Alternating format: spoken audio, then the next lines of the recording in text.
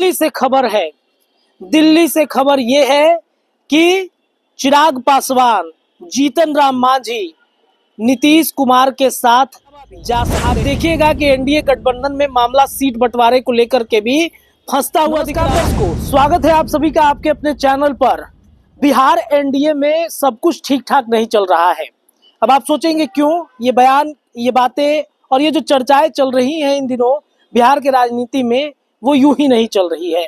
एक तरफ बिहार के मुख्यमंत्री नीतीश कुमार के पाला बदलने की चर्चा है। दिसंबर का ये आखिरी आज का दिन है, इस साल का आखिरी दिन है और नए साल 2025 के तरफ पूरा बिहार, पूरा देश बढ़ेगा। लेकिन बिहार की राजनीति में बड़ा ट्विस्ट आने वाला है। 2025 चुनाव से ठीक पहले आप कई दलों को एनडीए गठबंधन से अलग होता हुआ देख सकते हैं। मामला फंस चुका है। दरअसल आपको बता दें कि भारतीय जनता पार्टी ये बदनाम है ऑपरेशन लोटस करने में। आपने देखा होगा कि कैसे उन्होंने अमित शाह की तरफ से एक बयान दिलवाया कि पार्लियामेंट्री वोट जब हमारा बैठेगा 2025 विधानसभा चुनाव के बाद, तब ये तय करेगा कि बिहार का अगला मुख्यमंत्री कौन होगा।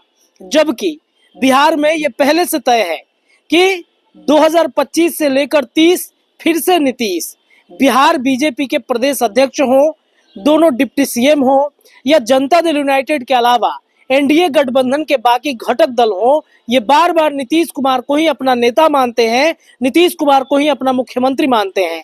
बावजूद इसके अमित शाह के बयान बार बार क्यों देना पड़ रहा है।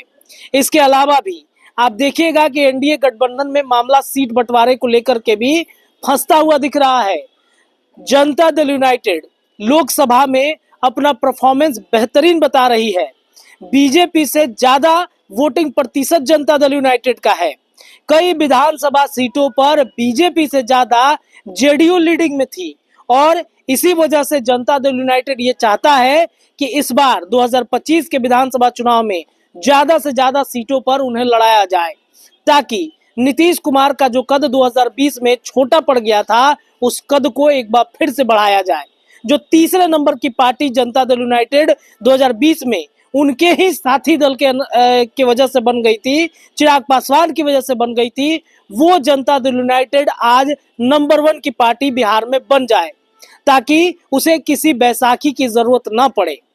अब देखिए, एक तरफ जहां सीट बंटवारे को लेकर के चर्चा चल रहा है, वहीं चिराग पासवान, जीतन राम मांझी भी अब कहीं ना कहीं सीट बंटवारे को लेकर के मंथन कर रहे हैं। आपने देखा होगा हाल के दिनों में चिराग पासवान के करीबी हुलास पांडे और सबसे बड़े नेता लोजपा के हैं, उनके यहाँ पर ठिकानों पर लगातार ईडी की छापेमारी करवाई गई। क्या इससे चिराग पासवान को बुरा नहीं लगा होगा? क्या चिराग पासवान इससे डरे नहीं होंगे? क्या चिराग पासवान को यह नहीं लगा होगा कि अगर हम भारतीय जनता पार्टी के कई नीतियों का विरोध करते हैं तो हमारे ऊपर इस तरीके के शिकंजे कसे जा रहे हैं? चिराग पासवान की राजनीति अलग है। दलितों का एक बड़ा चेहरा, बिहार के अगले मुख्यमंत्री के तौर पर उनकी पार्टी जो लोजपा है वो बार बार चिराग पासवान को प्रेजेंट करती है। चिराग ने भी दावा कर दिया है कि बिहार की राजनीति से उनका सरोकार रहेगा। उन्होंने राजनीतिक करियर की शुरुआत ही बिहार के जनता की सेवा के लिए की है। तो अगर कुछ नीतियों का विरोध वो कर देते हैं, बीजेपी उन्हें डरा के रखना चाहती है, तो वो चिराग पासवान बर्दाश्त नहीं कर सकते हैं। चिराग पर दबाव सीट को लेकर के भी दिया जा रहा है भारतीय जनता पार्टी की तरफ से कि आप कम सीटों पर मानिए। एक तरीके से कहे तो चाप चढ़ाने की तैयारी की जा रही है और इसी वजह से चर्चा ये है कि चिराग पासवान कुछ बड़े फैसले ले सकते हैं। एनडीए गठबंधन से अगर उनको अलग होना पड़े तो भी वो हो सकते हैं। चिराग पासवान हो, जीतन राम मांझी हो, अगर सीट बंटवारे पर इनके साथ थोड़ा बहुत भी ऊपर नीचे किया गया तो ये फैसले लेने के लिए स्वतंत्र हैं।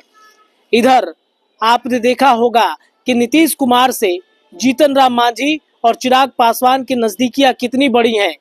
चिराग पासवान मोदी के हनुमान के अलावा नीतीश के हनुमान बन रहे हैं।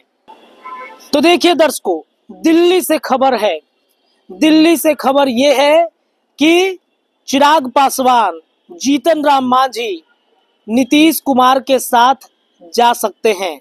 नीतीश कुमार ने जो प्रपोजल कांग्रेस के सामने रखा था उस प्रपोजल में ये बातें सामने आई है कि चिराग पासवान और जीतन राम मांझी भी एनडीए गठबंधन से अलग होकर इंडिया गठबंधन में जाने के लिए पूरे तरीके से तैयार हैं। नीतीश कुमार और नीतीश कुमार के साथ इनके ये तमाम जो एक तरीके से कहे तो करीबी बनते चले जा रहे हैं।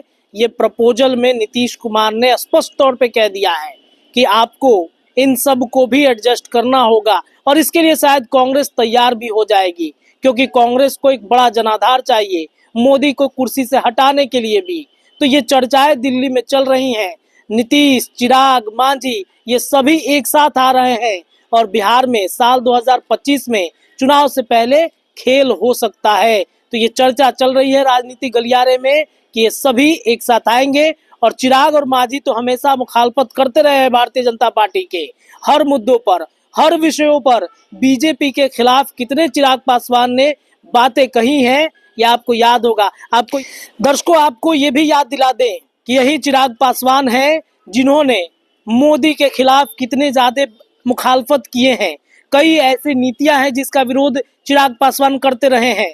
आपको याद होगा अच्छे से कि चिराग पासवान ने कहा था कि अगर दलितों पर या दलितों के खिलाफ कोई ऐसी बातें आती हैं तो हम मंत्री पद को भी लात मार सकते हैं। सुप्रीम कोर्ट का एक फैसला याद कीजिएगा, कोटा विद इन कोटा।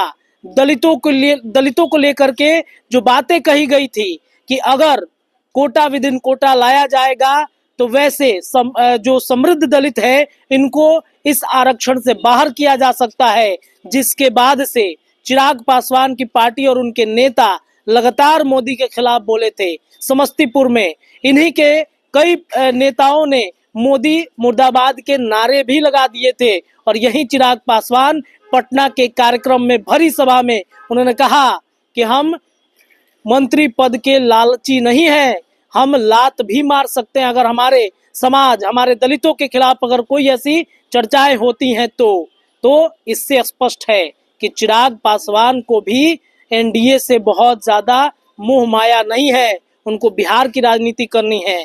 चिराग पासवान, जीतन राम मांझी हो, सभी नीतीश के साथ आ चुके हैं, ये लगभग तय है। तो इतना जरूर आप मान लीजिए कि बिहार की राजनीति में साल 2025 में कुछ बड़ा अपडेट आ सकता है। जुड़े रहिए, तमाम अपडेट हम आपको देंगे। फिलहाल के लिए इतना ही। बहुत बहुत धन्यवाद।